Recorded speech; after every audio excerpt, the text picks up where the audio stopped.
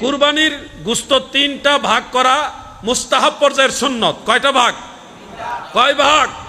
তিন ভাগ। পুরোটাই নিজেরা খাবেন না। এক ভাগ হলো নিজের, যেটা আপনি খাবেন আপনার পরিবারের লোকজন নিয়ে, এটা আপনার মেহমান মুসাফির আসলে তাদেরকে নিয়ে খাবেন, এটা এক ভাগ।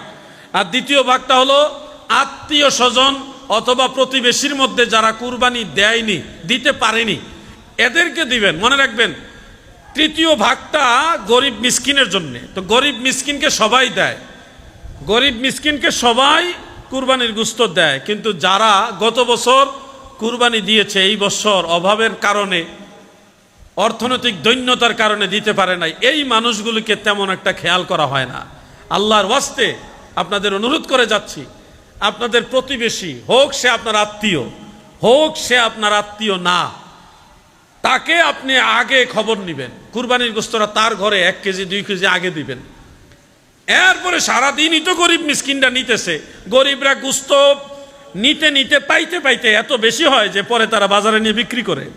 কি কথা বেঠিক?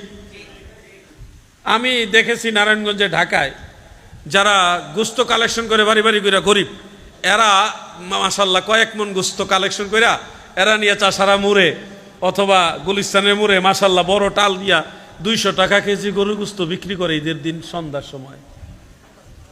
500 টাকা। এবং তারা হোটেল যারা আছে না, এর কাছে বিক্রি করে দেয়। তো মনে রাখবেন, এই গরিব মানুষের তাদেরকেও দিবেন, কিন্তু অবশ্যই খেয়াল রাখবেন আপনার প্রতিবেশী যারা কুরবানি দেয়নি তাদের প্রতি খেয়াল রাখবেন। এটা আপনাদের কাছে আমার রিকোয়েস্ট। এই তিনটাই মুস্তাহাব পর্যায়ের সুন্নত এবং সহিহ হাদিস দ্বারা প্রমাণিত। আল্লাহ তাআলা আমাদের কুরবানির বিষয়গুলি খেয়াল রাখার তৌফিক দান করেন, বলেন আমিন।